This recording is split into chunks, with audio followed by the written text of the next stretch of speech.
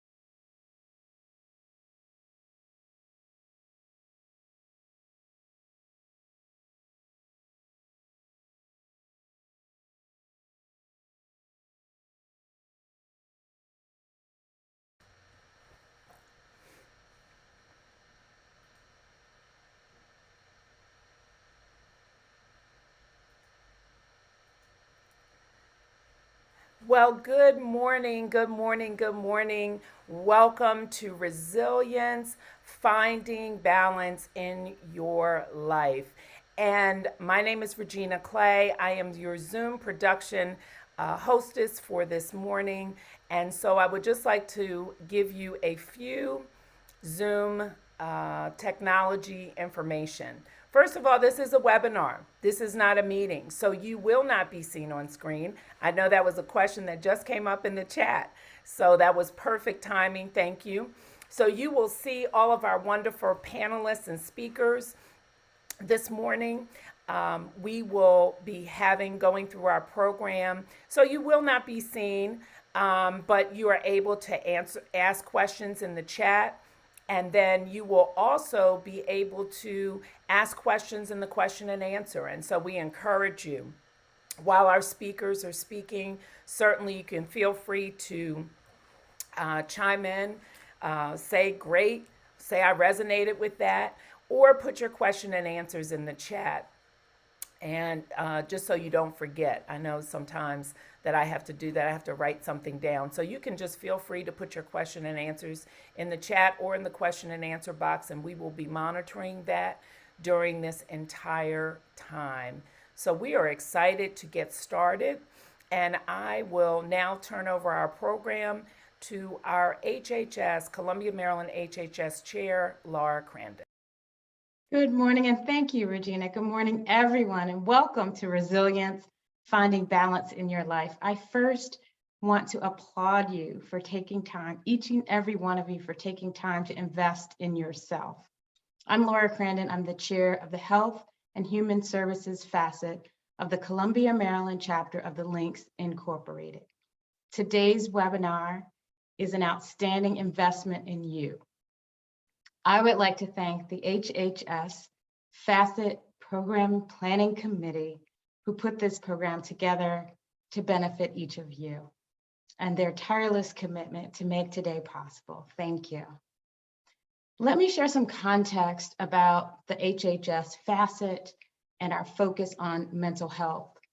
The LICSW Incorporated established the Health and Human Services Facet, also known as HHS, in response to the chronic health disparities that persist in Black communities and result in the decreased life expectancy of African Americans and other people of African ancestry.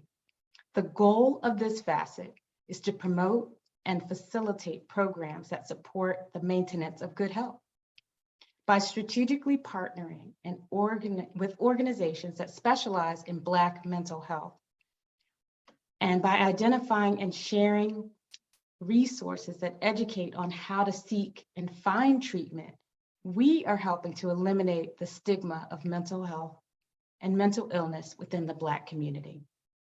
And while it may seem overrated or impossible, maintaining balance throughout our lives is a cornerstone of wellness and overall well-being. Balance prevents stress, and as we all know, stress causes adverse effects and leads to 75 to 90% of all physician visits. So take advantage of today's program to enhance the balance in your life, and once again, welcome. It's my pleasure to now introduce our outstanding program chair of this event, Dr. Yvette Rooks. Good morning, good morning, good morning. Good morning from the West Coast. I bring to you resilience. I bring to you a team and a group of panelists who are outstanding and who have served us well through our process of being resilient our own selves as we put this program together. I, as a family doctor, have tried to put resilience in my life throughout the time and find balance. And oftentimes I sometimes find myself teetering. But we're here today. We're here today with some fabulous speakers. We're here today with all of you. And I have the opportunity to introduce our wonderful president, Dr. Lisa Cooper-Lucas, who has served as president of the Columbia, Maryland chapter of the LICS Incorporated throughout this year. She has been a great friend. She has been a great leader. And I bring to you our president of the Columbia, Maryland chapter of the LICS Incorporated, Dr. Lisa Cooper-Lucas. Thank you so much, Lady Yvette. And also, I want to really highlight the fact that without our Facet leader, Laura Crandon, none of this would have been possible. Her imagination brought resilience to life last year during COVID, when many of us were overwhelmed and consumed with how do we even reach the community. Laura came up with the idea of resilience 1.0, and from there, it has taken on a life of its own. Laura, you have been unimaginably great in bringing what is sorely needed to our community as women of color, and as people who have been ignored over time in terms of our healthcare needs. So thank you, Laura, for an outstanding job.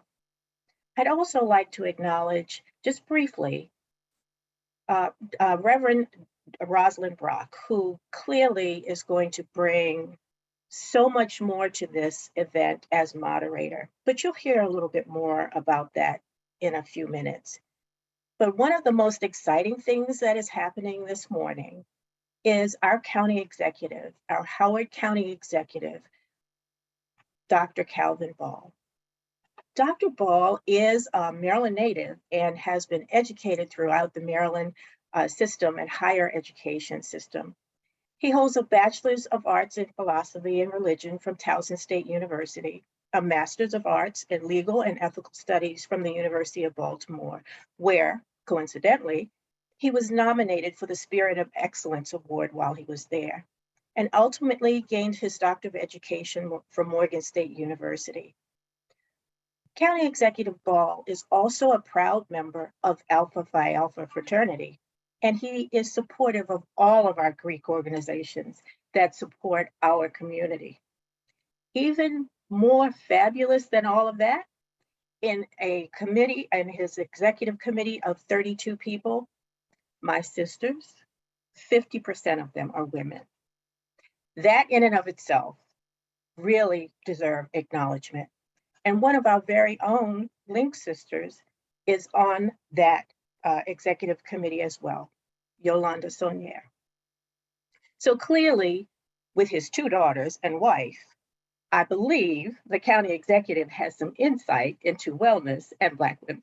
So without further ado, I welcome you, County Executive Calvin Ball. Good morning, and thank you so much for that very warm introduction. I want to thank you to the influential, phenomenal women of LICSW Incorporated for creating this safe space to address a critical issue. And I want to thank everyone who helped make today possible. You on this Saturday could be doing anything else, but you're investing in yourselves. And by investing in Black women, you're investing in our future. Due to the pandemic, we've all experienced increased stress due to unemployment, lack of childcare, isolation, and unfortunately, the loss of loved ones. However, Black women have been dealt a unique blow from the COVID pandemic, from disproportionate death rates to widespread job loss, and the mental load of carrying on through all of it and supporting those around us. I know that this group, these wonderful women, are often struggling. Black workers, especially Black women, are overrepresented in essential and service jobs, ranging from daycare employees to hospital staff and healthcare heroes who are on the front lines.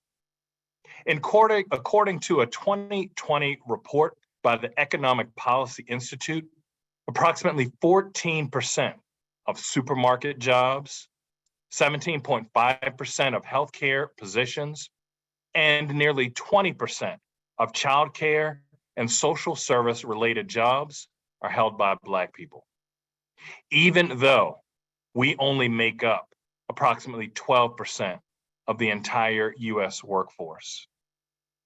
Additionally, according to the National Alliance on Mental Illness, or NAMI, approximately 30% of African American adults with mental illness receive treatment each year, compared to a US average of approximately 43%.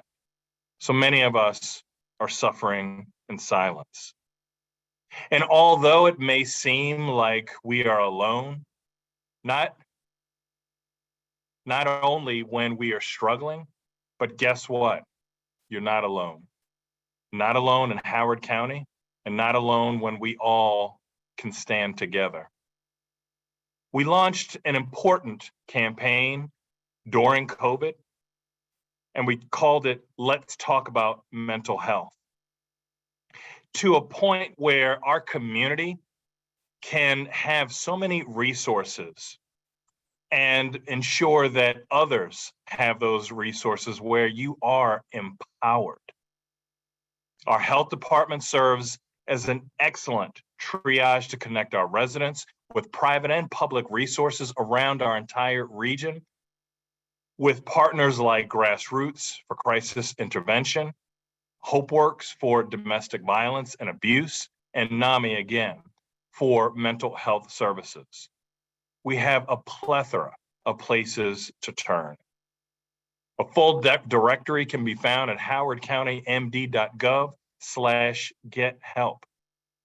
And anyone can call Grassroots for the type of crisis assistance at 410-531-6677.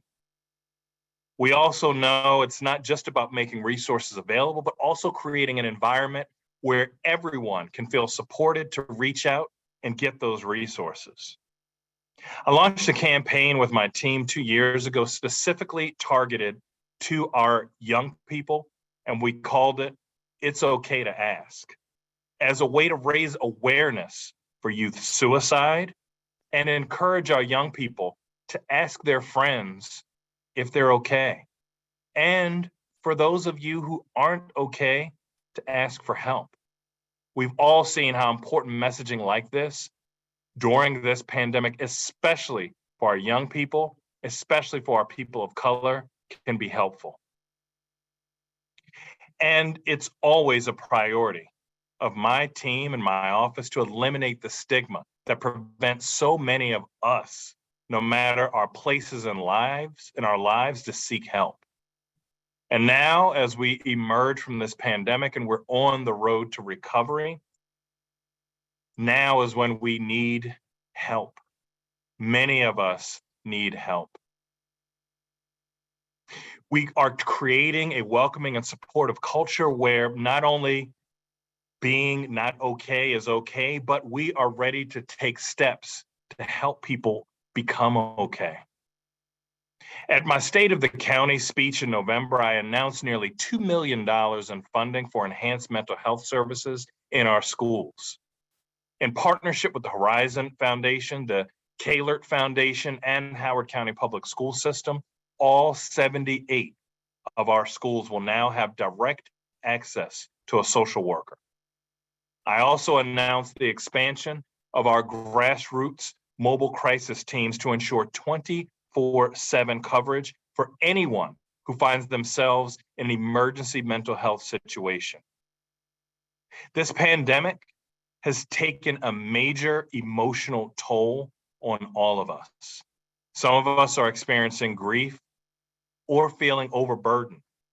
These initiatives will help to address the gap in mental health services available to all our residents, particularly at this time when more than 1 out of 3 adults in our nation report feeling anxious or depressed. I'm looking forward to this great opportunity where you can talk about how we can address mental health in our community and ensure that residents throughout our entire region have the supports that they need. Again, I want to thank everyone for making today this vision a reality so that you all can be empowered to not only help yourselves, but help those around you.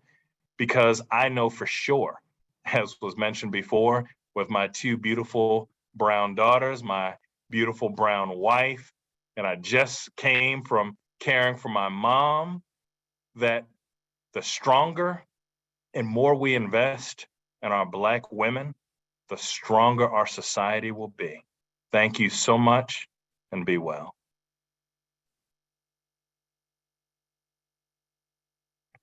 Thank you so much, County Executive Dr. Calvin Ball, and all that you're doing to invest in our county to make sure we have the support that we need countywide. Thank you for all that you do. Also, my brother of Alpha Phi Alpha.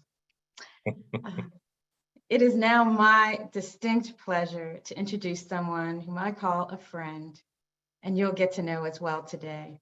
And that is our moderator for today's event, Roslyn Brock. Roslyn Brock has dedicated her career to improving equity and opportunity for all.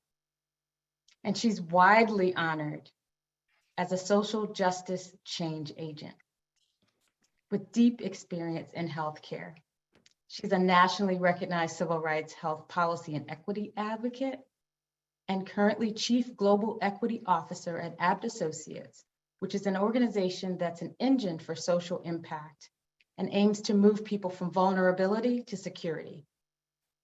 She is Chairman Emeritus of the National Board of Directors, a member of the Columbia, Maryland chapter of the Links Incorporated, and Alpha Kappa Alpha Sorority Incorporated, where she serves as chairman of the International Connection and Social Action Committee.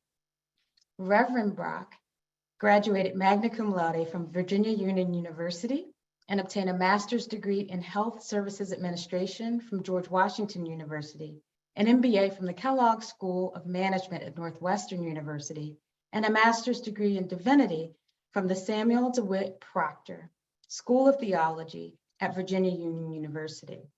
She holds honorary doctorate degrees from Virginia Union University, University of Massachusetts, and Dartmouth and Smith College.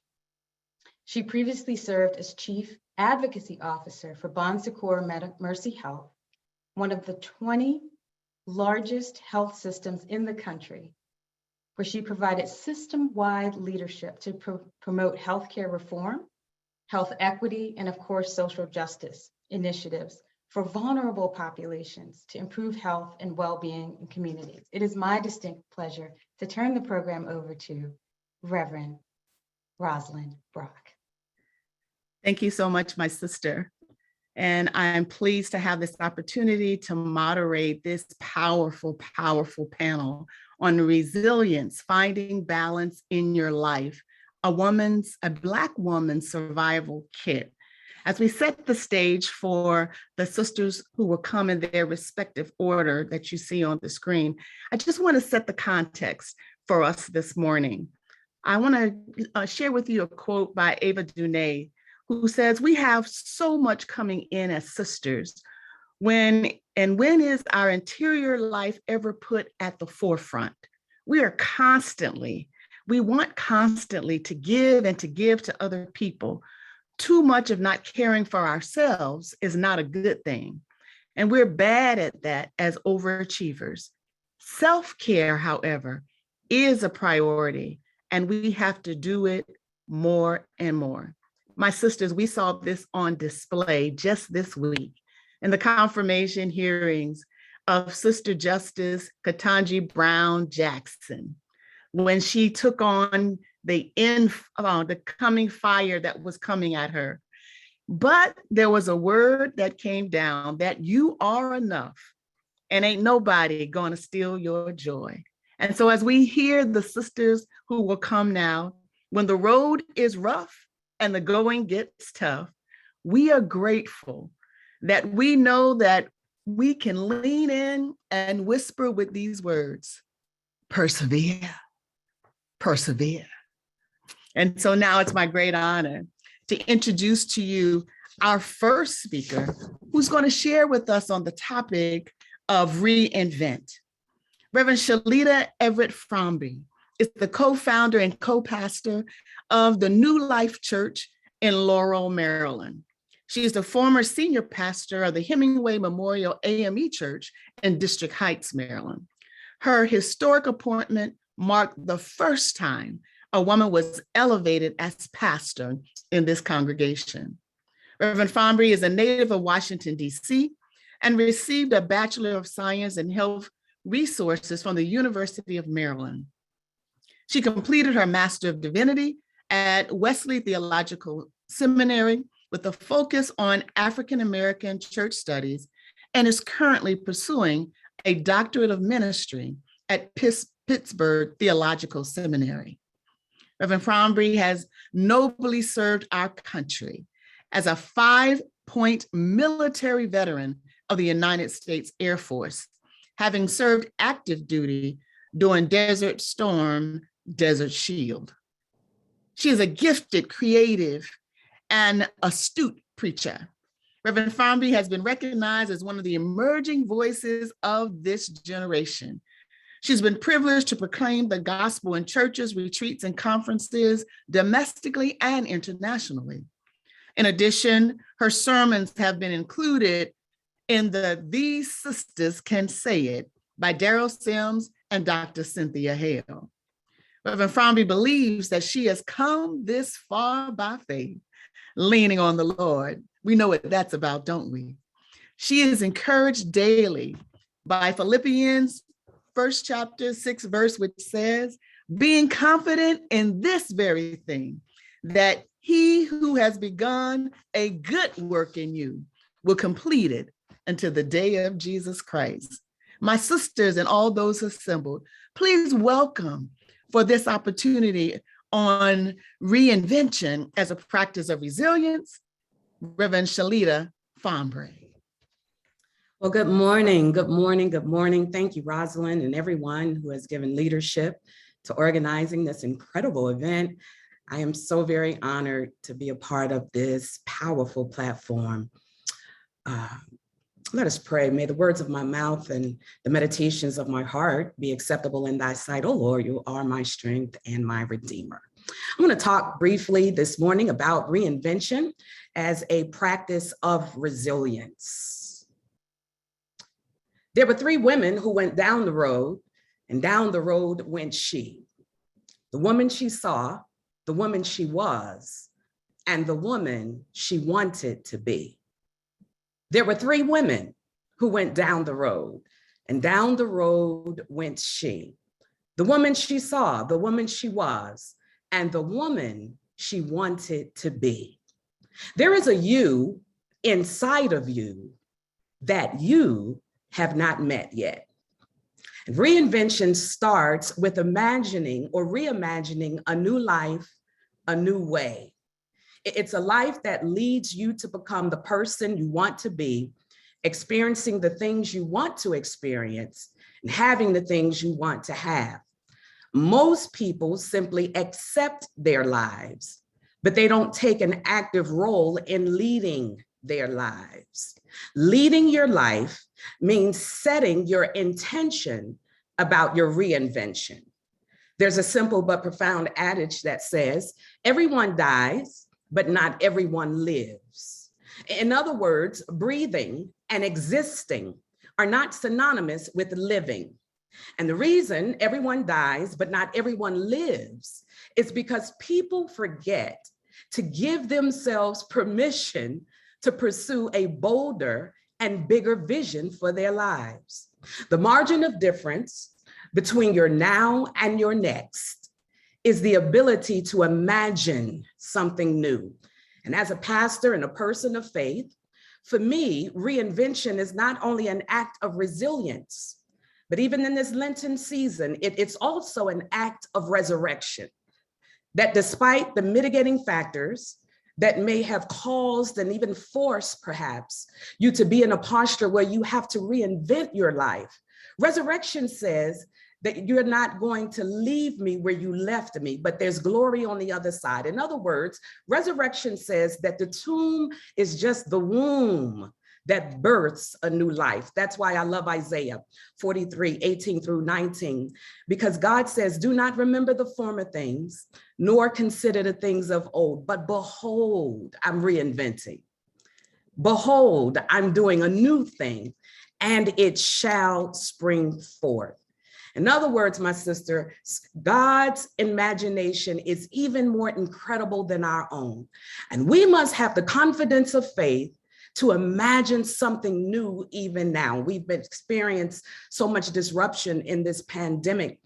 And reemerging out of this COVID-19 crisis is not only a time of reinvention, but it's also a time of reorientation because everything has changed. You've changed, life has changed, society has changed. And so Todd Bolsinger says it this way. He says that the world in front of you is nothing like the world behind you. And this is why we must reinvent. In order to do so, we have to clarify our vision. Because if you don't know where you're going, how many know any road will get you there? So ultimately, reinvention is a function of vision. And you already know that a vision is a picture of future possibilities. Confusion clouds our perspective and our ability to rightly discern potential possibilities. But vision is rooted in you. You never have to look outside of yourself to find vision, because vision is always rooted in the visionary's experiences, circumstances, talents, and opportunities. Here are a few clarifying questions to ask yourself as you vet your vision for reinvention. What am I feeling? What are my emotions telling me? What am I sensing? As women, we have intuition. What is my intuition telling me? What am I seeing? What is happening around me, locally, globally? What's happening in the world? What's happening in culture? What's happening in society? What am I hearing? Because faith comes by hearing, and hearing by the word of God. What are folks saying? What am I thinking? Clarity is critical when you're reinventing your life, because fuzzy dreams lead to frenetic, frantic, and fuzzy activity.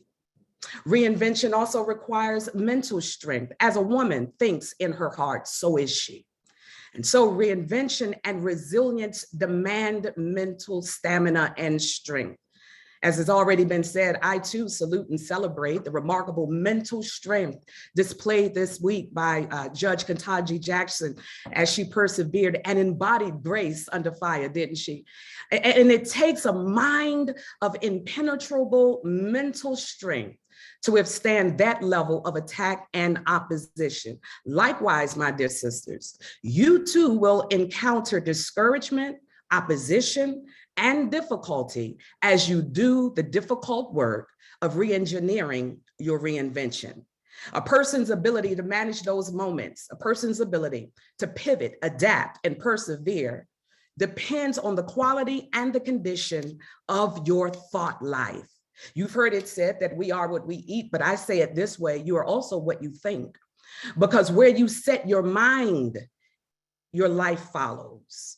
You can achieve great things even if others don't believe in you, but how many know you will never achieve anything of significance, great import, or great consequence if you do not believe in yourself? Therefore, a healthy thought life is indispensable to reinvention. Conversely, a negative, defeated, unhealthy, toxic mindset has the power to poison new possibilities and dampen the hope of your reinvention.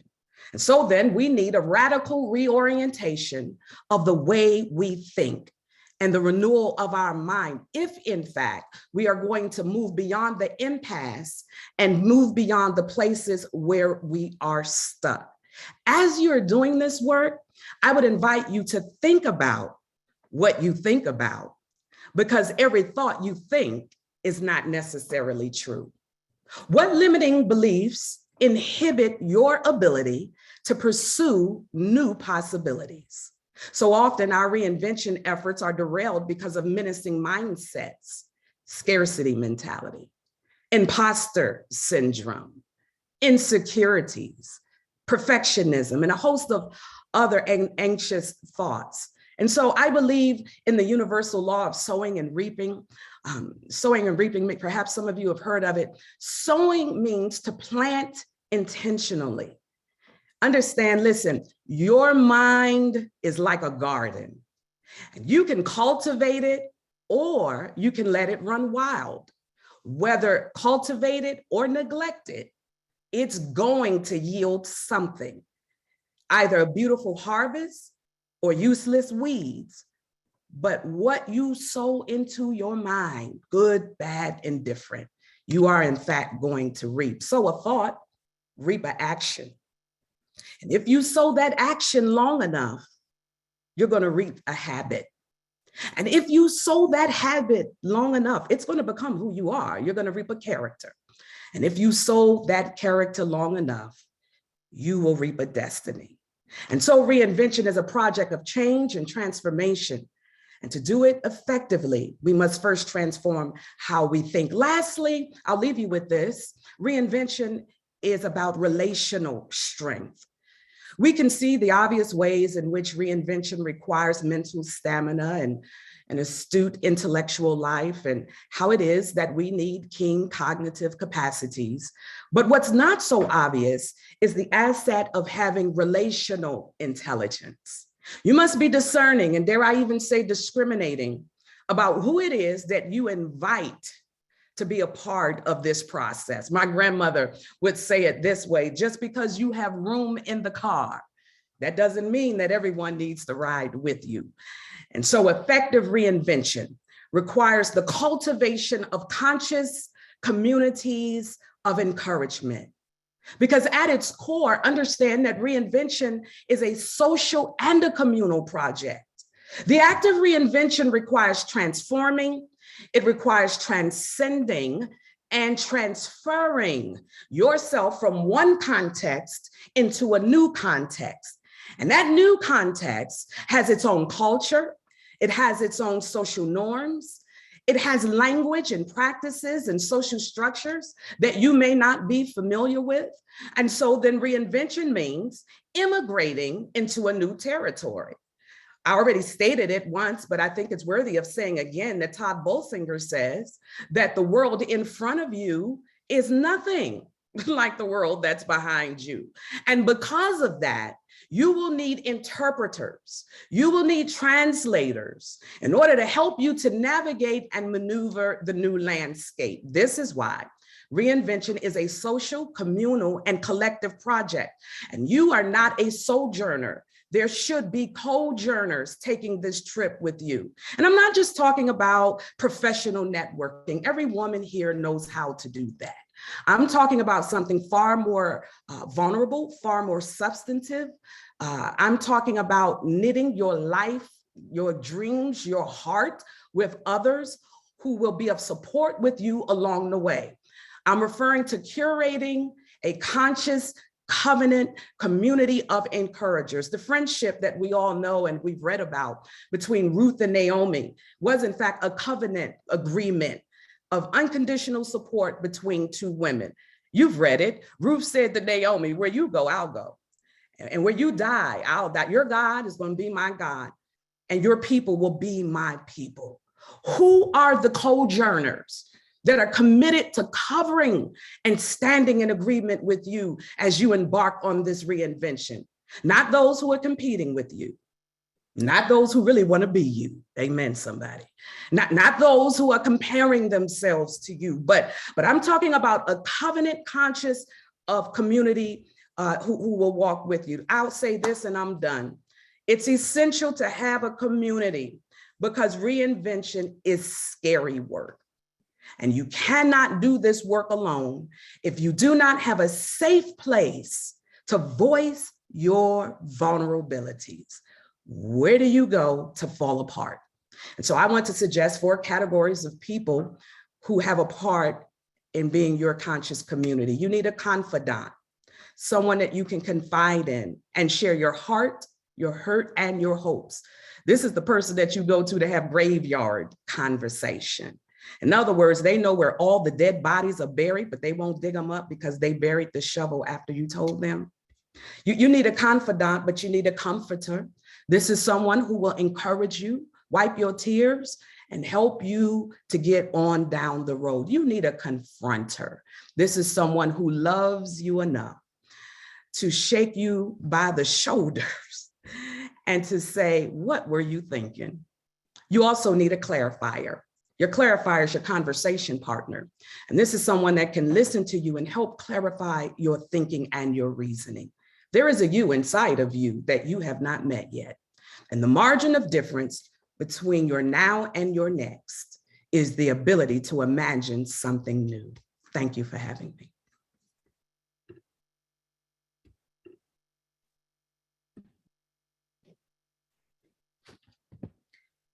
Wow, that was powerful. We're so grateful for Reverend Fomby for that powerful message. There is a you inside of you that you haven't met yet. And we've got to focus on the margins between our now and our next. Oh, this is some good stuff. This is some good stuff.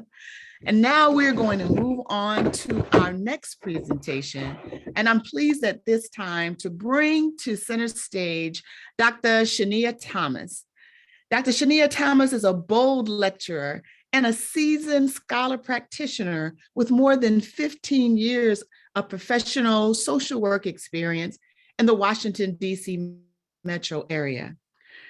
Her main commitment is training and strategizing with social workers, educators, and service providers around building safer therapeutic and educational spaces for all people.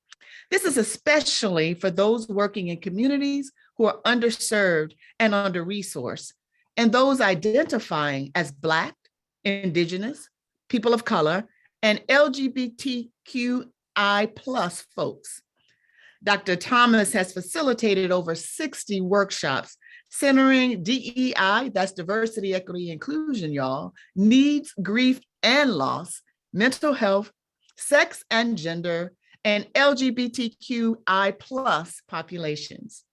When creating organizational change through strategic planning, Dr. Thomas's work unapologetically centers marginalized voices with community organizations and healthcare institutions to help shift power, privilege, and organizational accountability.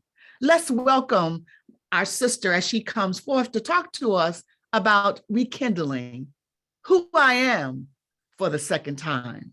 Dr. Thomas. Thank you very much, Roslyn. I really appreciate being here. Thank you very much for the previous speaker for your word.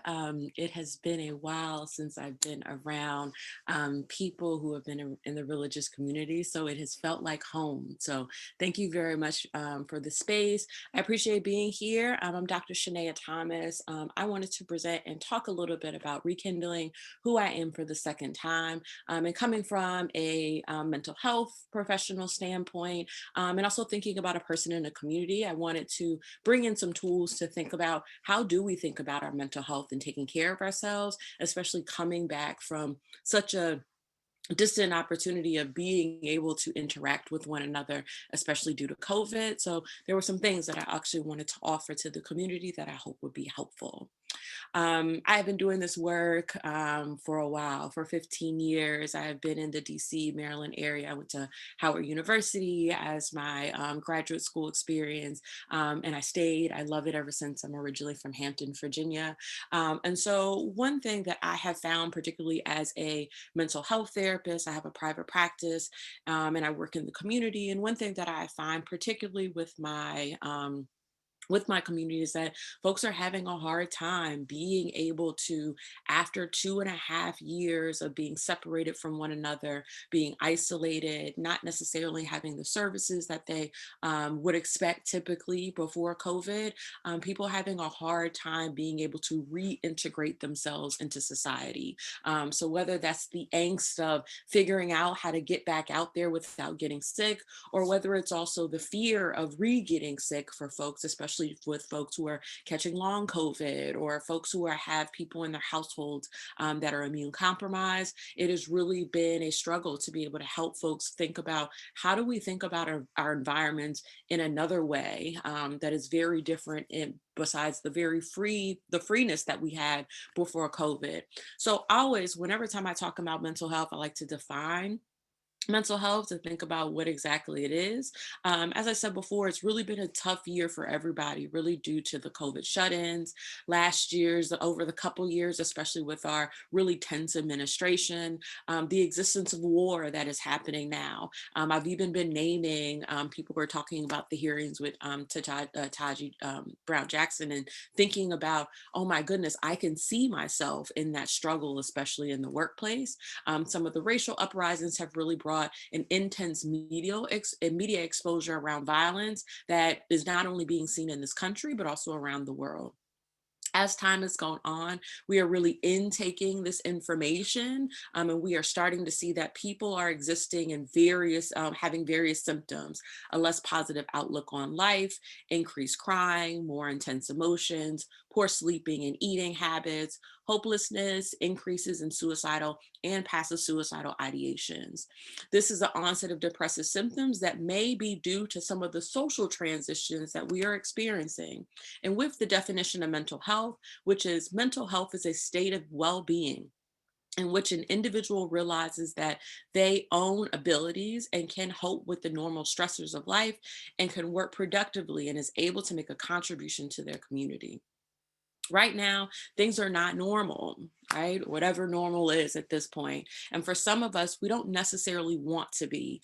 And so what is happening? Our bodies and our minds are trying to adjust to what is going on. And I mean, if you were in a car and driving in a neighborhood at the speed limit of 25, you can't really think that you're going the same speed on a highway. So what I mean by that is, in my mind before, going 25 miles an hour really kind of felt differently than now, where it's just like, I either feel like things are too fast or too slow. So it's almost as if my body is trying to catch up with all the changes that are happening out in the world.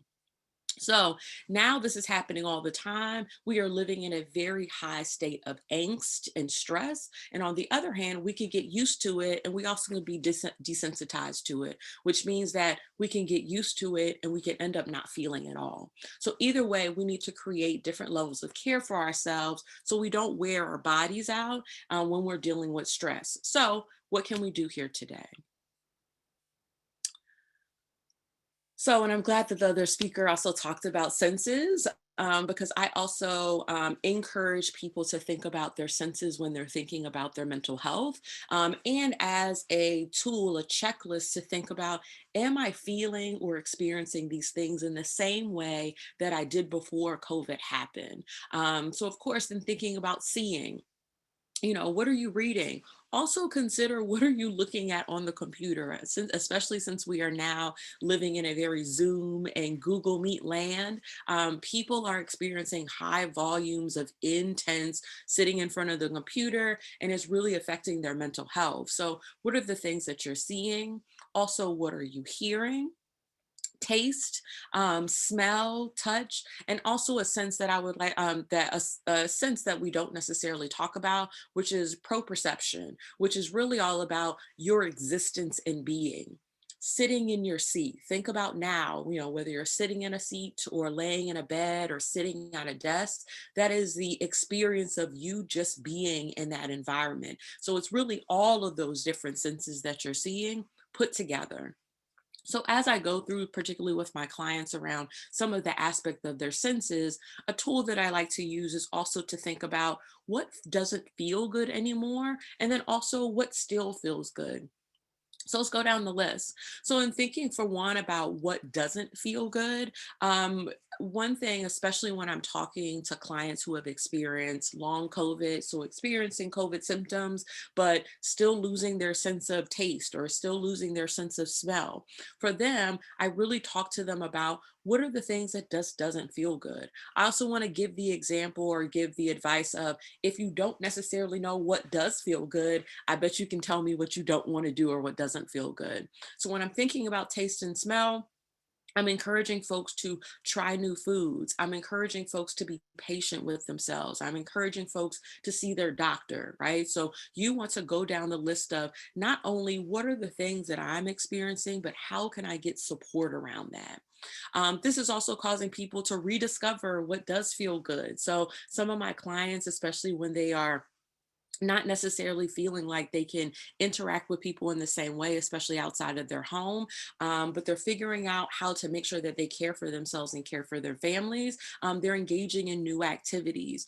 Also want to give a shout out to people who have been caring for kids and young kids during this pandemic. And I'm also going to raise my hand as well. I have a 3-year-old who is currently in preschool, and it's really been a struggle to figure out what activities we can engage in or not engage in that still keep us safe and still keep our community safe.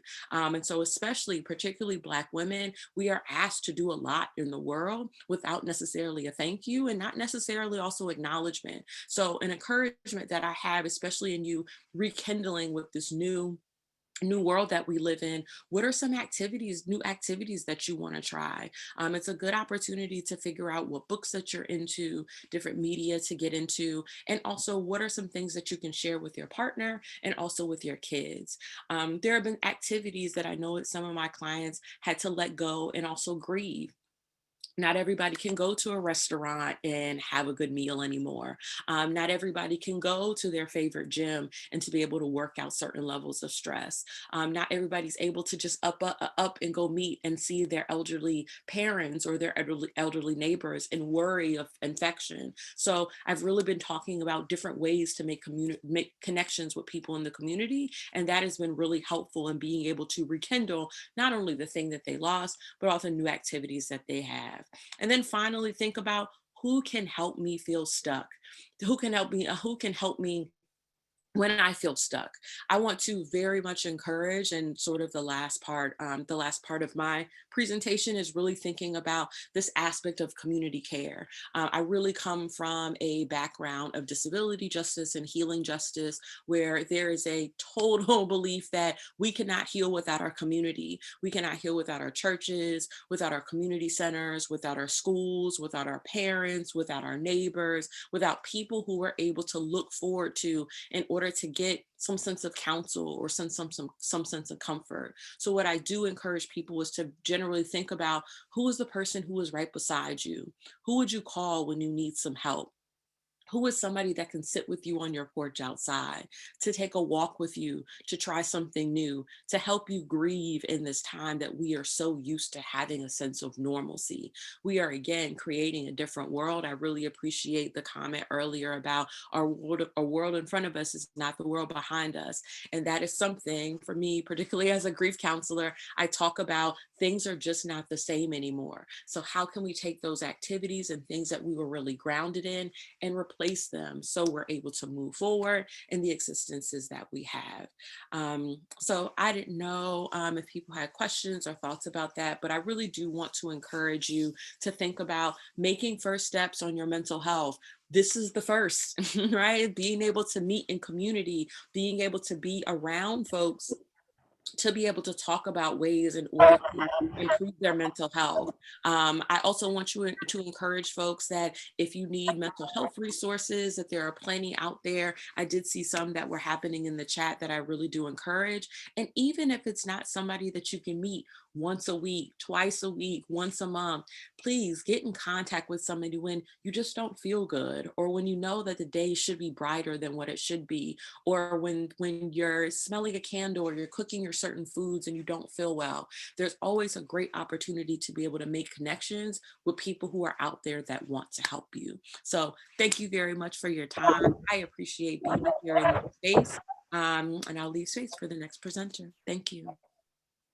Thank you so much, Dr. Thomas. I really appreciate your focus on mental health, because as Black women, as you know, we think that we've just got to wear that Superwoman cape and keep it on for everybody and hold it all together while we're falling apart on the inside. And we have to learn how to use our senses to think about our mental health. So I so appreciate you taking us through those steps that we can use on a daily basis, particularly in this moment of this COVID-19, when so many of our communities and ourselves are experiencing grief, unexpected grief, intimately. And so that is such a blessing, and I'm grateful. We're going to have questions and answers at the end, and I'm certain the sisters are going to reach out to you, and those sisters and brothers who are on this webinar, to ask for questions, deeper questions about what we need to do about sustaining and strengthening our own mental health. So we want to thank Dr. Thomas for her insightful presentation. I told you all, every round goes higher and higher. So next we have the opportunity to talk about Reinvent with Reverend Dr. Lisa Robinson. Dr. Robinson is a spiritual leader and community advocate. She is currently serving as pastor of the Ridgeview Congregational Church, United Church of Christ, and the Freedom Room. At age 13, she committed her life to Christ, and at age 21, she accepted the call and began proclaiming the gospel of God while serving faithfully as a soloist, a choir member, an usher, a Sunday school teacher, a youth leader, and a counsel. She had it all, y'all, the Black girl magic. In August of 1995, God used her to plant a new ministry in the heart of Bed-Stuyvesant, New York. She began Safe Haven Ministries, Inc., with Reverend Dr. Ruby M. Wilson. She served on the Ordination and Standing Committee of the Metropolitan Association of the United Church of Christ. She served on the board of directors of the Prospect Leffers Gardens Neighborhood Association, and she's also served on the board of directors of the Metropolitan Association of the United Church of Christ. Dr. Robinson served as pastor of the historic church of the Evangel United Church of Christ in Brooklyn, New York, and as an adjunct professor at New York Theological Seminary. Dr. Robinson received her Bachelor's of Arts degree from the College of New Rochelle, her Master of Divinity from New York Theological Seminary, and her Doctor of Ministry degree from United Theological Seminary. Her favorite passage of scripture is found in Matthew, the 6th chapter and the 33rd verse, which says, "But continually seek first the kingdom of God's righteousness, and all these things shall be added to you." Let's welcome to the stage Dr. Robinson as she shares with us on the topic of Reinvest. Thank you so much, Reverend Roslyn. And I want to say thank you to my colleagues that went before me, Reverend Fomby and Dr. Thomas. I started this morning, and as I was sitting and meditating, I said to myself that this day was going to be a day for me to listen and to receive, because I talk all the time. So it's a wonderful thing to be able to have information imparted within myself. So Ladies, thank you for such a great and rich word on this morning. So I wanted to talk about a little bit about reinvesting. What does that look like? So I want to approach this topic like I believe it was Reverend Fomby who said about being vulnerable and being open and being raw.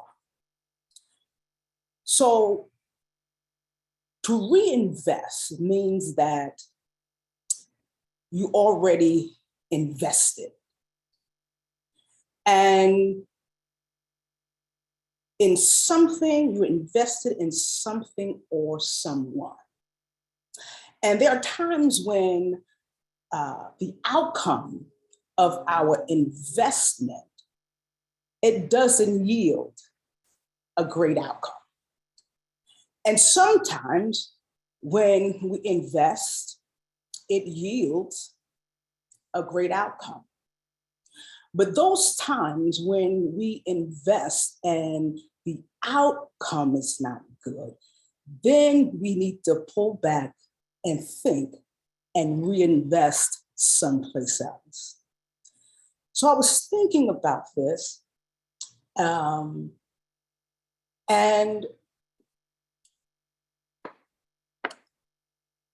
I was thinking about myself as being a surfer, if I was a surfer. And a surfer, you know, you put on your wet gear, you walk out to the water with your surfboard and you're ready to tackle those waves. So you put your surfboard down in the water and you lay on top of your surfboard and you swim. You're swimming out there until you get to the point where the waves is taking you out further into the ocean. And then because you want to, the end goal is to stand up. So you get up and you're holding both sides of your surfboard and you're going on with the waves. You're going on with the waves. And then eventually you feel comfortable enough where you can stand up and you are riding that wave. Your arms are out, you're free, the air is blowing, and you just moving and you just shaking. Then all of a sudden, a wave comes out of nowhere and knocks you off of your surfboard. And you go under. And the waves is coming fast and furious. And finally, you lift your head up and you look in for your surfboard. And your surfboard is floating along the waves. Now, I use that analogy because I wanted to talk to you about something very personal. And it's something on the lines of what Dr. Thomas was just speaking about. And that is mental health. I was so coasting on my surfboard. And because I thought that what I invested in was the right thing to invest in. So I'm going through my life, kids, making sure that everything is good with them in school, making sure that, you know, my household is being run, and being a single parent of 2 teenagers, you know, that is something. And so, but I'm on my surfboard. Life looks great on the outside, Reverend Fomby. Life looks great on the outside. But what I didn't realize was that I was taking care of the exterior part of my life. And I missed out on a huge part about the interior. 3 years ago, I received a phone call, and this is where this vulnerable part is coming out. I received a phone call that my youngest child was posting on social media. So I said to the person, well, what was she posting? And they said, well, I'm not clear about what she was posting. I said, well, then you need to go back to the person who said she was posting and find out what she was posting. Now I'm talking about investing and reinvesting. So they called me back and said she was posting that she wanted to commit suicide.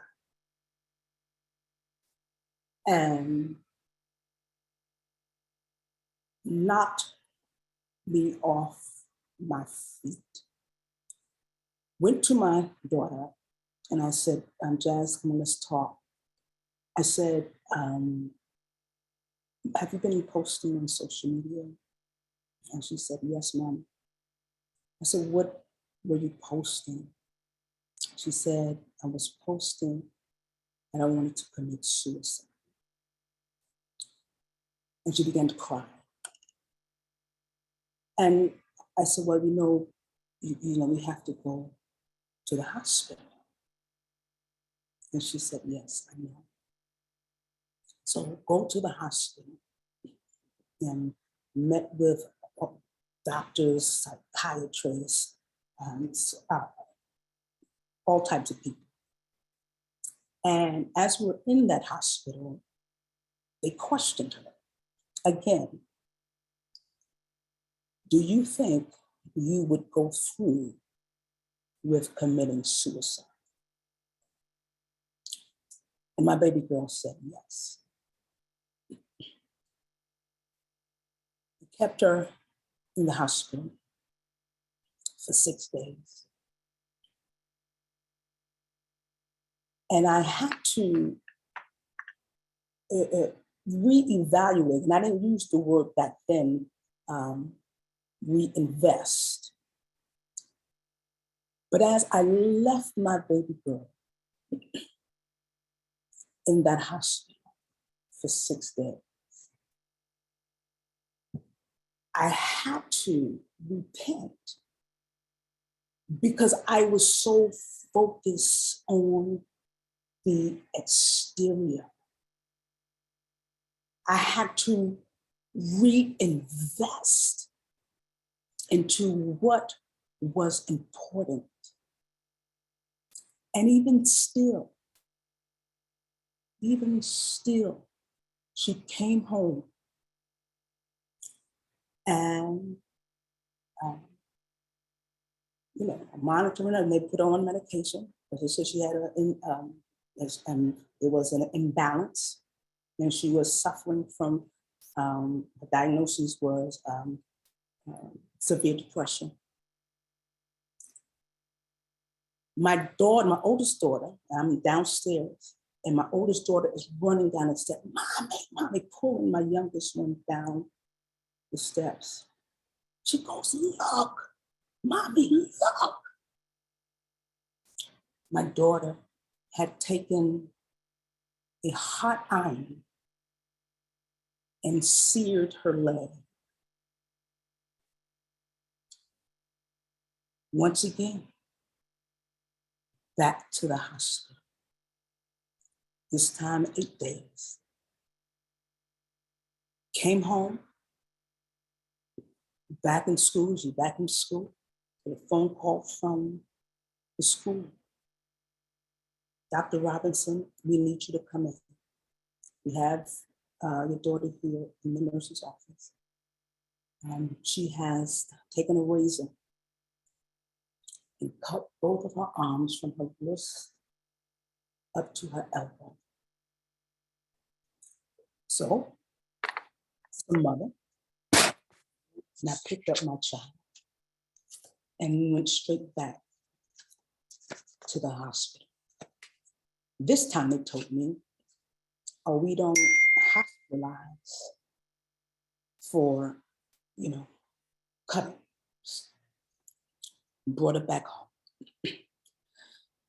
SIP therapy, psychiatrist every month, every week she's in therapy, once a month, a psychiatrist.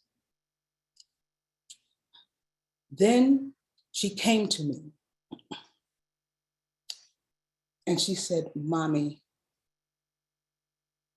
I need to talk to you." So I said, "Okay." I said, what's going on?" And she just broke down and started crying. And I said, "Jazzy, what's the matter?" She said, "Mommy, I'm gay." And I looked at my child and then she's bawling. And I said, "Okay." I said, "Why are you crying?" She said, "Because I thought you would reject me." Now, here I am, a part of the LGBTQ plus community. And my own child was afraid to come to me. So all this internal struggle emotional, that mental struggle that was going on within her, she didn't feel safe enough to come to me, her mother, to say, "Mommy, I'm gay." I had to stop, apologize, reset my family because I invested in the wrong thing. My kid was suffering. I was so just like this, work, school, career, but, not knowing that my child was dying.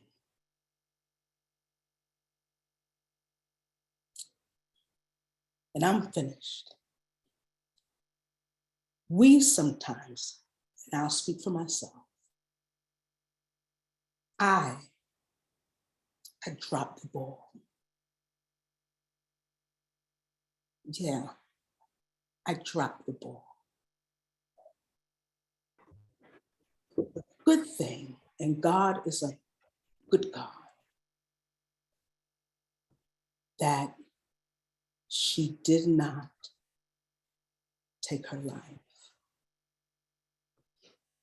I'm grateful that she found the strength, the courage to finally come to me to tell me her truth. I had to reinvest in my family. I had to make that 180-degree turn and say, "Lisa, the things that you have pushed for, the things that you work so hard for really doesn't matter. When it comes to my mental health, my daughter's mental health, that's what's important." Muriel Giuliano said, "Just as established products and brands need updating to stay alive and vibrant, you periodically need to refresh or reinvent yourself." I, as a pastor, as a mother, as a friend, as a scholar, I had to reinvest.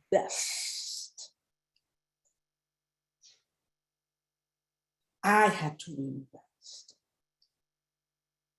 because my focus was in the wrong place. Thank you for listening. Wow.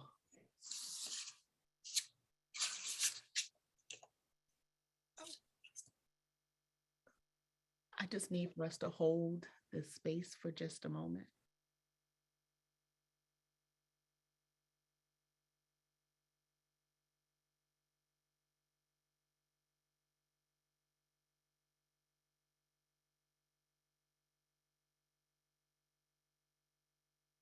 Dr. Robinson, we thank you for sharing.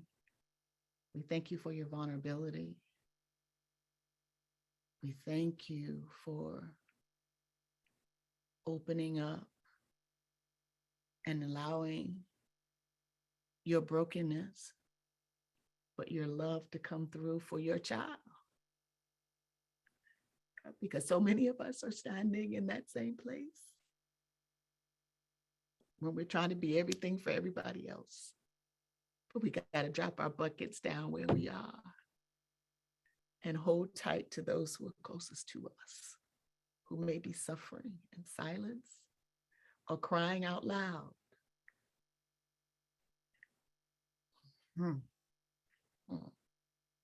Thank you. Power. Teachable moment here, my friends, that when we allow ourselves to be vulnerable, to share the stories of our struggle, how our stories can bless the lives of others and draw them in. And so, my sister, we cover you this morning. We cover your daughter. We cover your family. And we send you our love. And we just hope that the love and the blessed peace of God and the strength and the courage that you have, we lift you up today. We lift your family up and we plead the blood of Jesus. Whew. I'm sorry. Hallelujah. I thank you. Powerful, powerful. And I believe this is what our sister Fomby was talking about, being in community, how we are able to, as sister friends, strengthen and build each other up. And that's why moments like this, we bless you, Sister Laura, for bringing this to our chapter and to our community and to Howard County, and by extension to the world as we continue to share what we are learning and what we are gathering in this sacred moment. This is a sacred space and we thank you. So as we move and we hold what we have heard, as we listen and receive about how to be vulnerable, as we share our powerful testimonies, we're going to move now to our next and final speaker to share with us about how to recreate and recenter ourselves in this moment. And I think it's powerful that our last space is around recentering, because after we've gone through all of the stages of resilience, we're coming to a place where we just need to be grounded, centered, stand still and know.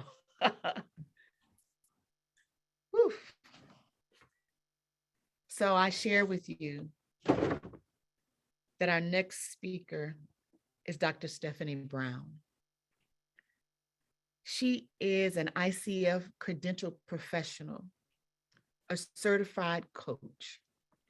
She specializes in working with professional women who desire to show up as their best selves and are motivated to overcome whatever is holding them back in reaching their professional and their personal goals.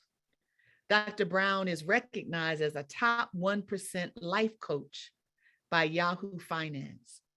Her signature coaching membership is called Queen's Realign Coaching, and is a space for Black professional women to receive coaching, accountability in a supportive group as they learn techniques and tools to help them achieve their goals.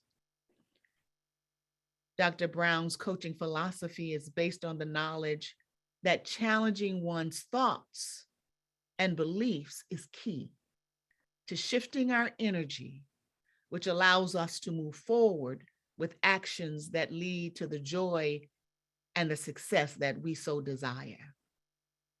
Dr. Brown is a family physician with over 25 years of clinical and leadership experience in academic medicine, primary care, and urgent care settings. She is passionate about healing and teaching. We'll now bring her to center stage as she gives us some tools and techniques around how to center ourselves for the journey ahead. Hear ye, our sister. Thank you so much for this opportunity. This has been a wonderful journey already. All of the speakers have poured into my spirit, and I'm just honored to be here. So I want to talk about, first I want to say, good morning. Good morning, gorgeous. This is a mantra that I've been saying to myself. I don't know if you guys have heard the Mary J. Blige song, but I say that to myself every morning, and now I'm saying it to you because each and every one of you is absolutely gorgeous from the inside out. So I'm titling this presentation, Journey to the Center of Your Peace, because when it comes to recentering, where we're recentering to is that place of peace. And it's a journey because none of us is centered at all times. We have so many things going on, so many things that we're doing that we have to journey back to that place of center, that place of ultimate balance that gives us gravity so that we can realign. And what happens is we have so many pieces of ourselves that go out in different facets. We give pieces to our job, we give pieces to our family, we give pieces all over the place. And sometimes we don't even recognize who we are because we're so fragmented into so many different pieces. And I feel like what was just shared is one example of just being fragmented. When you're fragmented into pieces and you're not able to re-assimilate those, it can bring about despair and torment. So recentering back to ourselves is about reclaiming all of those pieces of ourselves so that we can actually experience peace. So how I knew I needed to recenter, some of us look at ourselves and we're fairly successful, right? We're doing well in our careers. Everything looks good on the outside. Just like we just heard, things look good on the outside. I call it the checkbox life. I had the house, I had the career, I was a successful family physician, I had the community involvement, I had the social life, but I did not feel the way I thought I would feel once I had all of those things. Something was off. There was something inside of me that was not coming out. I wasn't using my voice. And I thought to myself, I don't want to wake up every day just to make the donuts. I don't want to stay on this hamster wheel. So I had to figure out now what. And that was the start for my journey to the center of my peace. But I am not alone. There are so many of us out here. We've heard some of the statistics, but women are under pressure. Working mothers are under pressure, but Black women are being hit especially hard. 54% of Black women, according to Forbes, cite being the only of their gender and race at work. And they are often more likely to feel uncomfortable bringing their whole selves to work. So again, there are pieces, there's fragments, because you can't even bring your whole self to work. Black women were 2.5 times more likely to report the death of a loved one, yet 1.5 times more likely to feel uncomfortable sharing their grief or loss. We need a place to feel safe. So finding that place of peace. As Black women, I like to say that we have PhDs in doing. We know how to do, whether it's doing the most at work, whether it's taking care of our families, whether it's doing in the community, we know how to do. But being is a little harder for us. Being is where we have struggles. I often remind myself that I am a human being and not a human doing. Why is it that we sometimes struggle with being? I mean, personally, I was not raised to learn how to be. I saw my mother, I saw my aunts, I saw my uncles doing. They did at work, they did at church, they did in the community. I never really saw them being, except when we were on vacation. Also, I remember vividly hearing plenty of times, oh, you can rest when you're dead. Really? Is that what we're telling our children, that we can sleep or we can rest when we're dead? I don't want to wait to rest when I'm dead. I want to be able to rest and to be now. So it's important to give ourselves permission to just be. And the reason it's important is because it is costing us a lot. It's costing us a lot. It's costing us in the health disparities that we see. It's stealing our joy. It's stealing our peace. It's stealing our energy. So one of the biggest things about recentering is just learning how to be.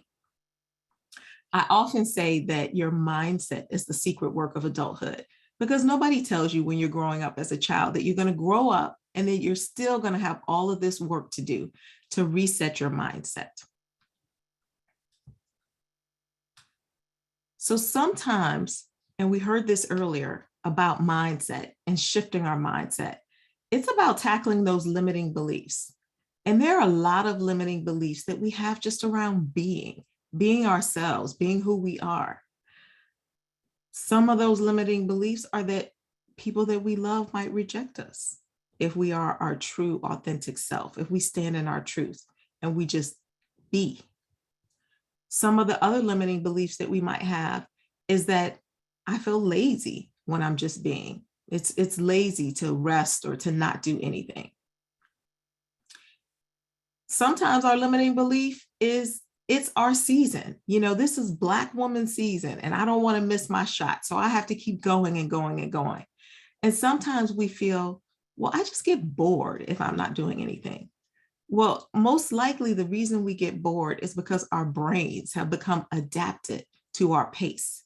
Our brains have become addicted to the adrenaline rush of doing and going and doing and going. So we literally have to rewire our brains. It's called neuroplasticity, to be okay with pausing, standing still, being quiet.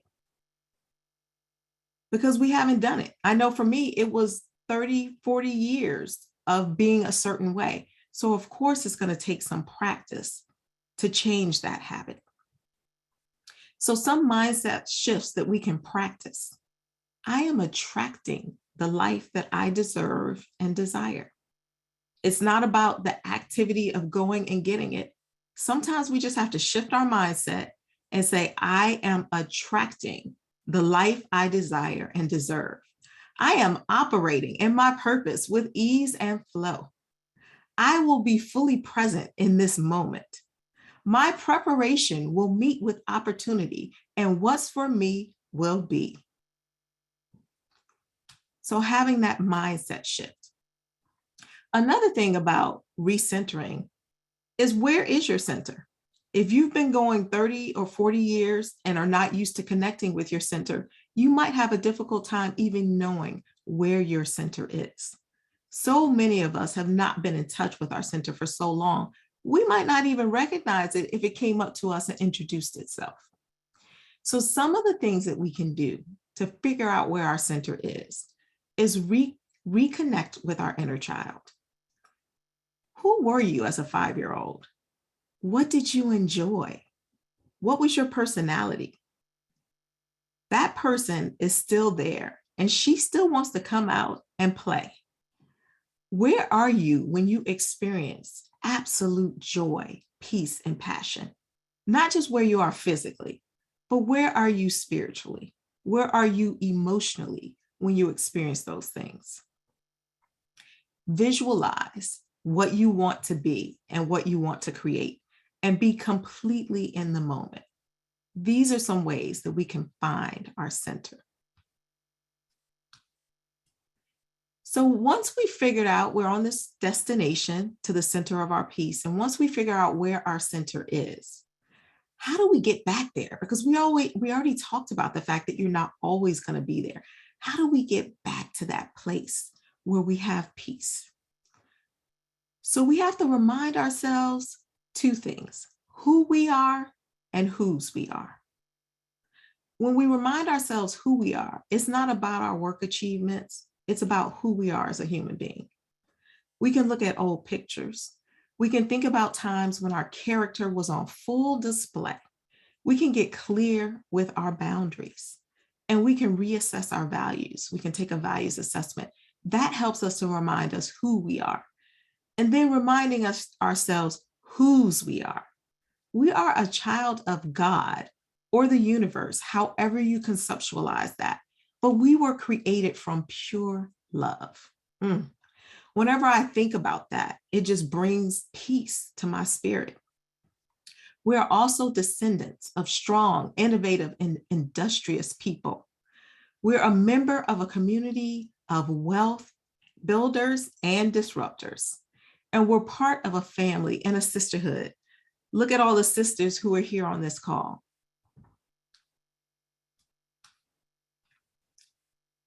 So other ways that we can recenter is by practicing being, because, being is not necessarily second nature to some of us. So when we practice being, taking the time to be mindful, to practice mindfulness, whether that's meditation, whether that's deep breathing, however we practice mindfulness, letting our inner child out to play and just being playful, singing. Research shows that singing is one of the best ways to really recenter yourself and be in the moment. You can't really think about anything else when you're belting out a song. It doesn't matter how you sound, but you have to use your whole self in order to sing. And journaling and using a gratitude journal is a great way to recenter as well. So when it comes to being and practicing being, self-care, I think, is the practice of being.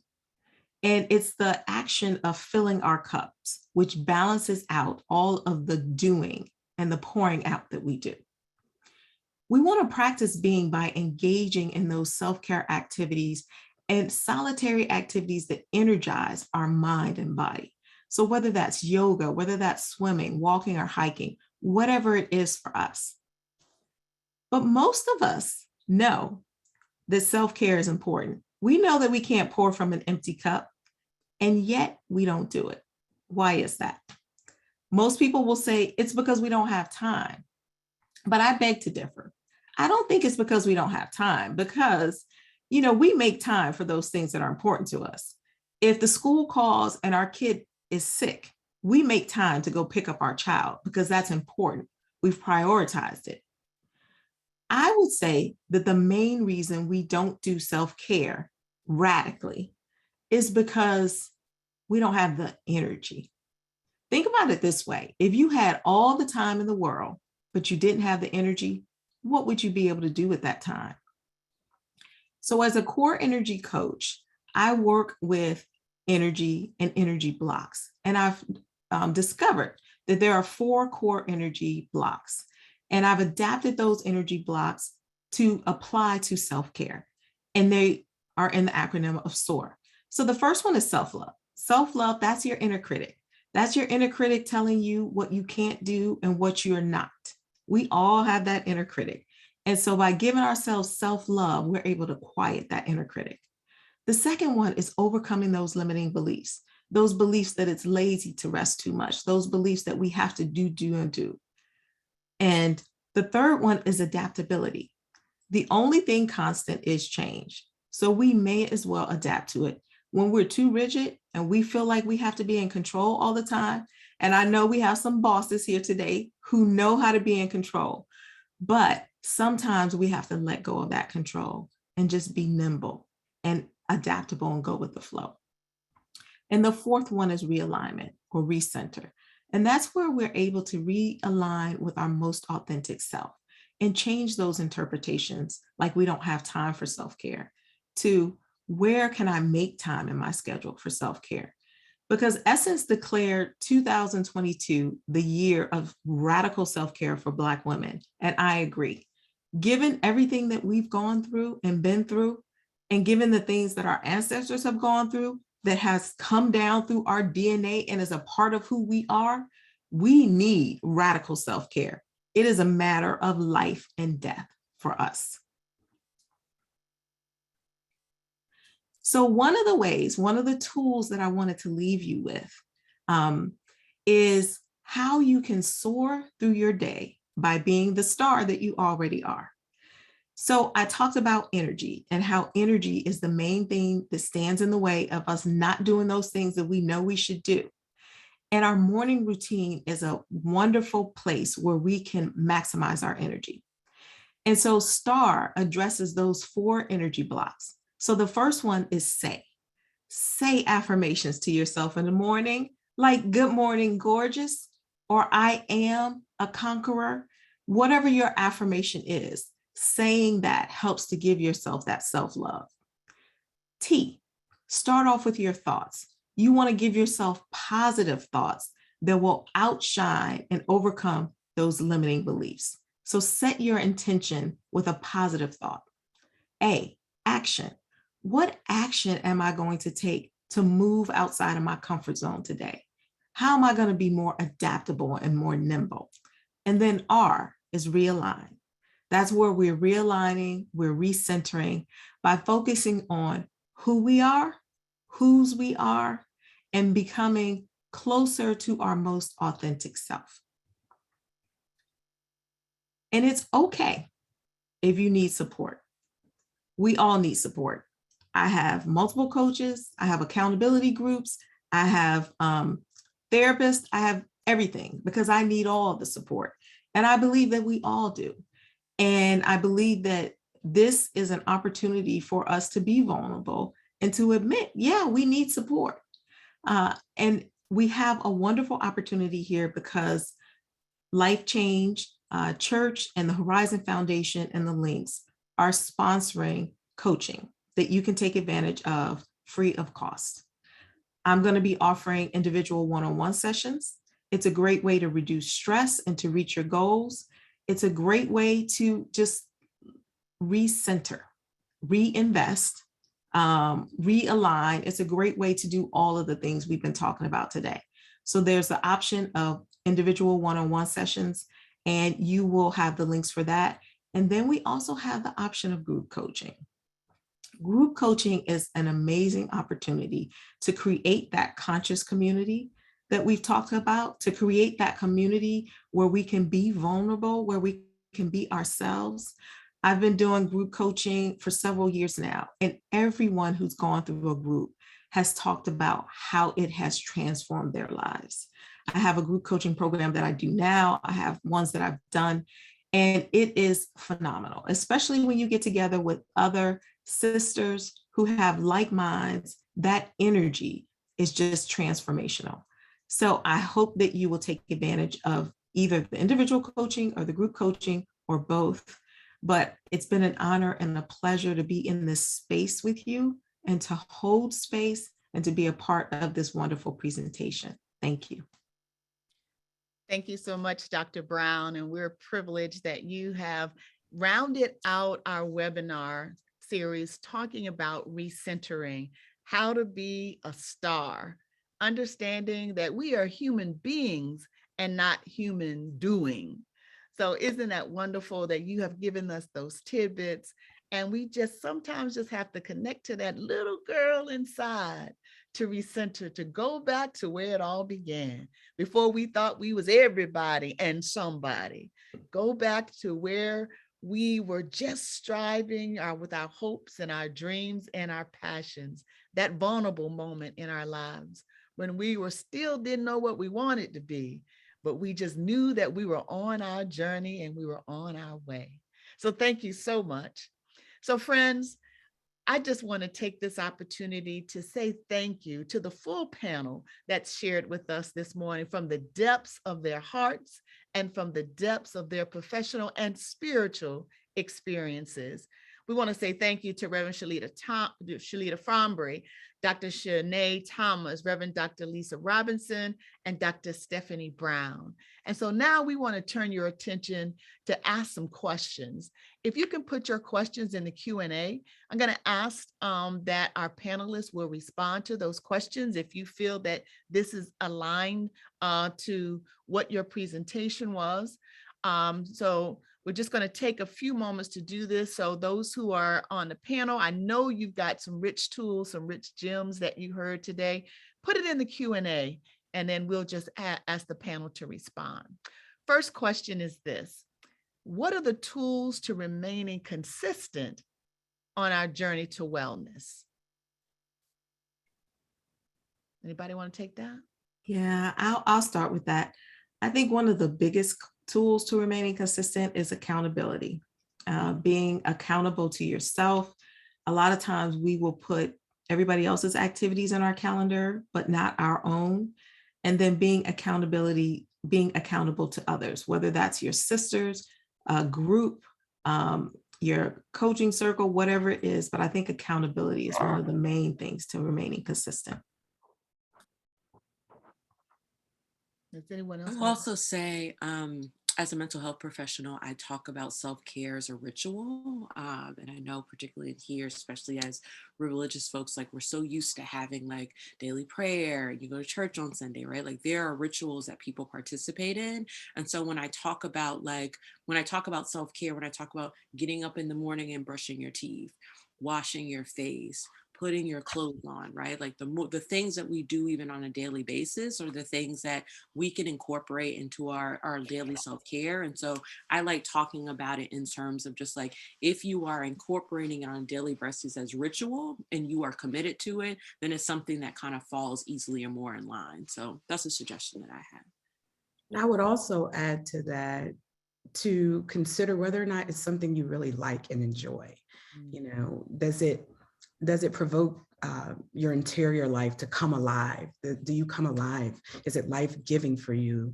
Because I think it's easier to incorporate something as a new ritual if it's something you truly desire to do, and if it's something that really does speak to you. And I don't know that what I'm about to offer is as much as something that aligns with consistency, but I would invite people to be kind to yourself right now. I feel like everything in the world is just so, life is tough for us all right now. And just be kind to yourself, even on the days when you are inconsistent or you do, miss out on a routine. Just be kind to your own soul right now. Right. You have another question. Where and how do you start the journey?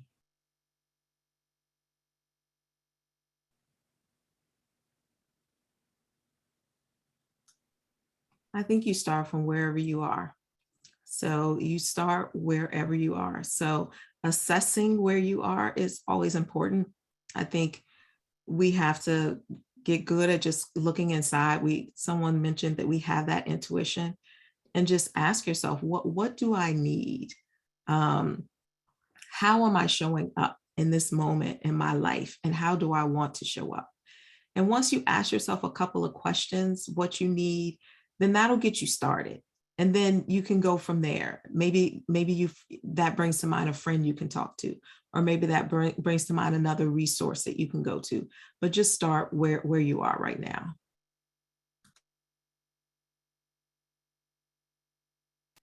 Yeah, I would highly recommend people not describe a list of things to do and say, tomorrow I'm going to get up and do my laundry and I'm going to start a big project. I think sometimes we overshoot the way that we want life to look sometimes. And so I also encourage, like, yes, today can be the first day that you drink your 8 bottles of water, right? Today, and maybe it's not going to be 8, but it's going to be 2, or it's going to be 3. Like, being able, going back, thank you very much for talking about compassion, having compassion for yourself, even if you can't reach all of the self-care goals or the goals that you want to meet immediately.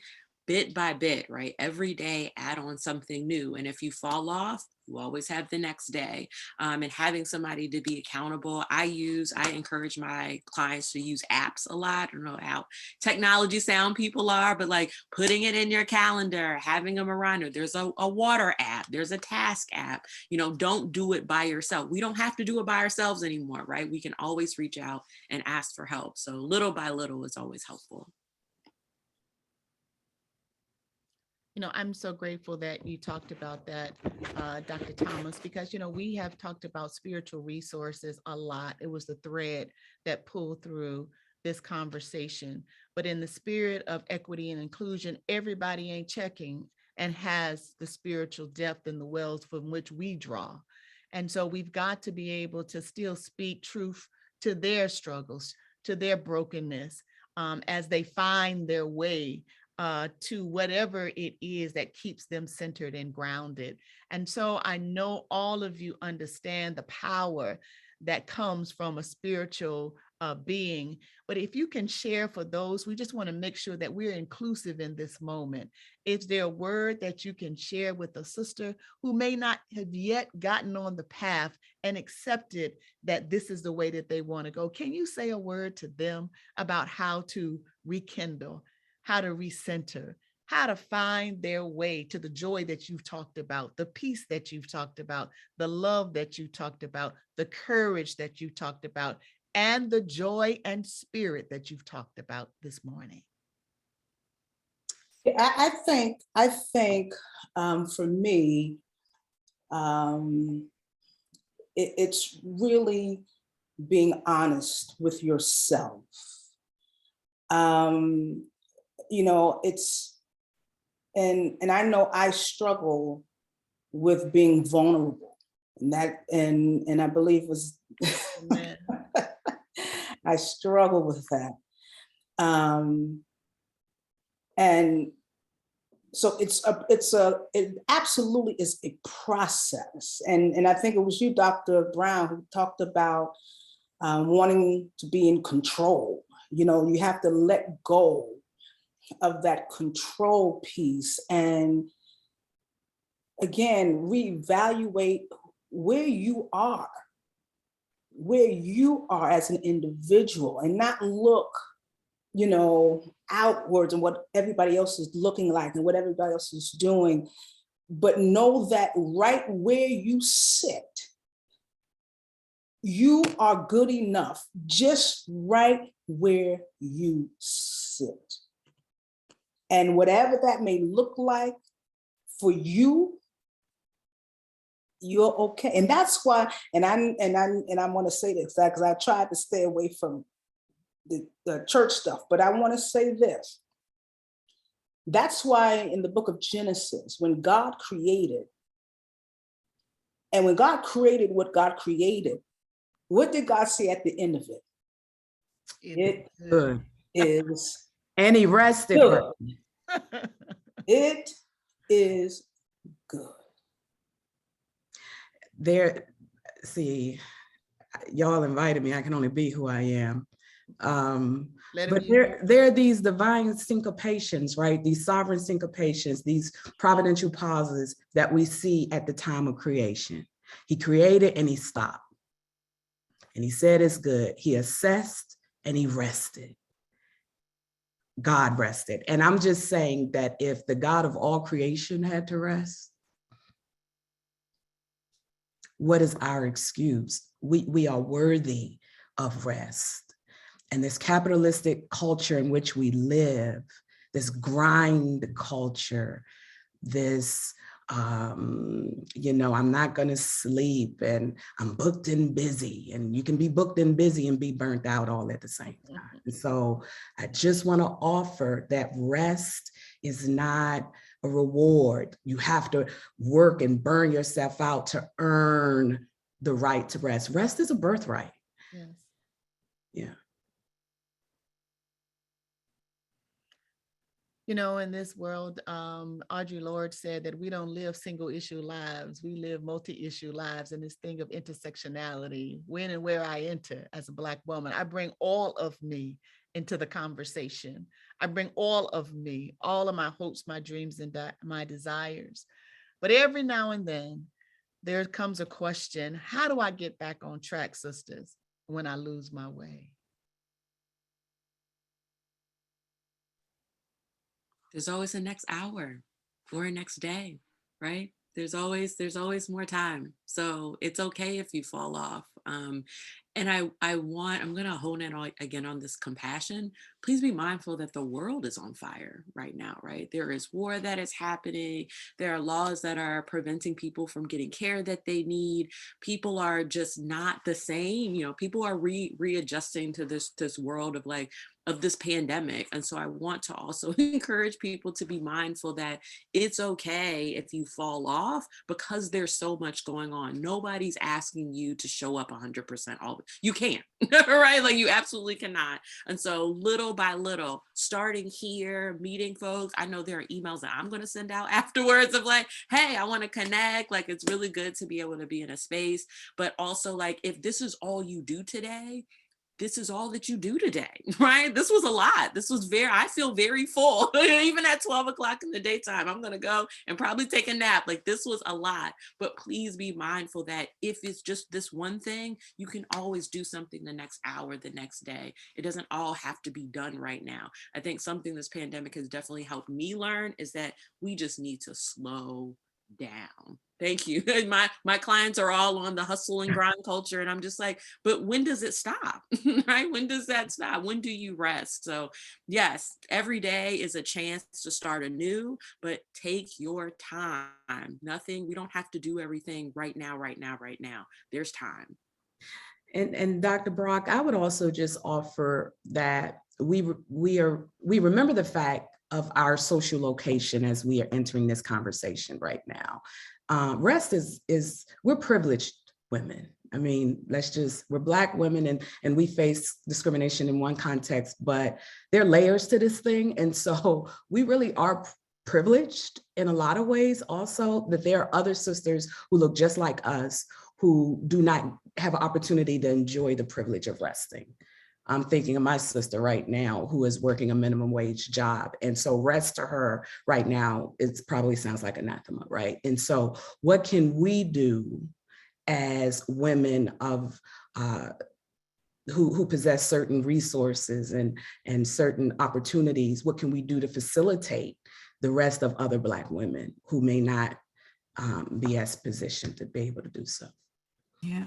And I just wanted to add, when that question comes up, I think of sisterhood.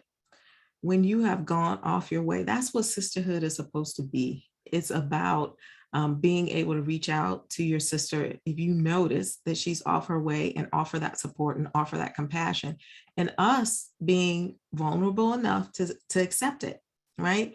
Sometimes we don't want to bother somebody or burden somebody, or we feel that need to look like we have it all together. Ain't none of us got it all together. So we can just let that go. We don't need to look like we have it all together. But that's the beauty of sisterhood. And even if you don't have a large group like the Links or sorority, you probably have at least one or two people in your circle that you consider a sister that you can reach out to. Absolutely. You know, so I often say that, you know, we try so hard to climb the ladder of success. And when we get to the top, we find out that we've been leaning against the wrong wall. Because when we get there, there's nothing to hold us and to keep us. And so, my sisters, it's just been a phenomenal opportunity to be and experience you in this space. I'd like to just do a lightning round, like one question, one word answer. You know, what do you do when you've done all you can? Stop. Pray.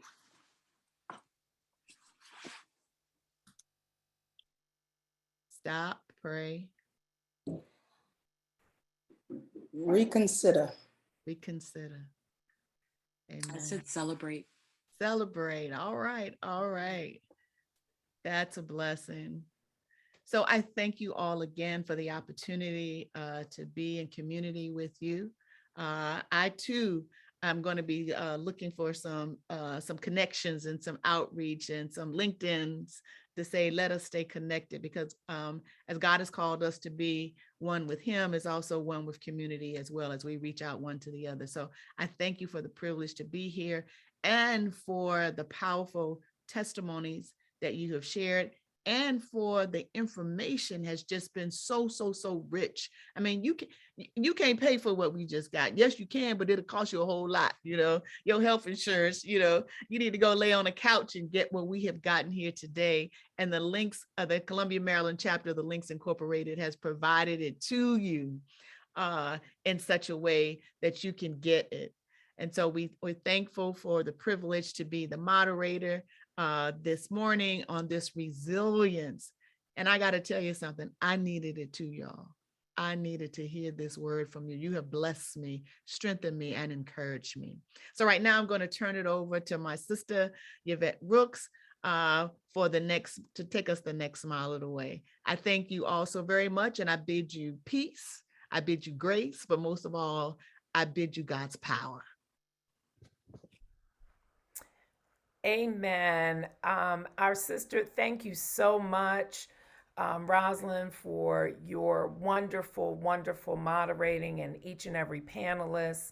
Our sister, Link Yvette, is on a plane, and she had to go, so she apologized and she asked me to fill in and just wanted to give you a reminder that we will be having a survey that will come out, and we will have a resource guide, and we will just encourage you to take that survey, and the resource guide will have resources in them. I saw one question in the chat that talked about types of apps, and I'm sure Dr. Thomas and more will say what some of those apps, and so some of those resources will be available to you.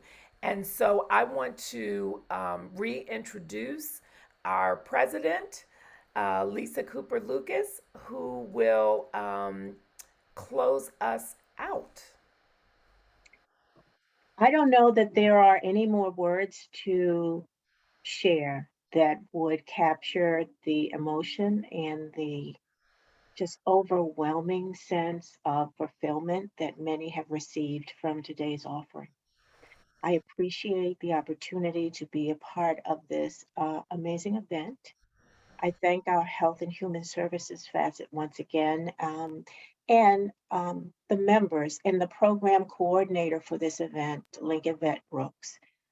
It's been a remarkable opportunity to come together as Black women. It's been an incredible experience to invest in each other and to share information that is so vital and intimate to all of our well-being.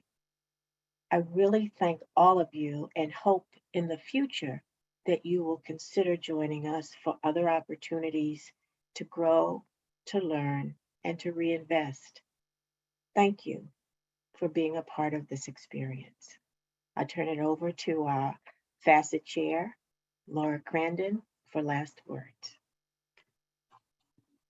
I would just like to say thank you. I'm just so full to see one's vision come and be manifest through these outstanding panelists and moderator.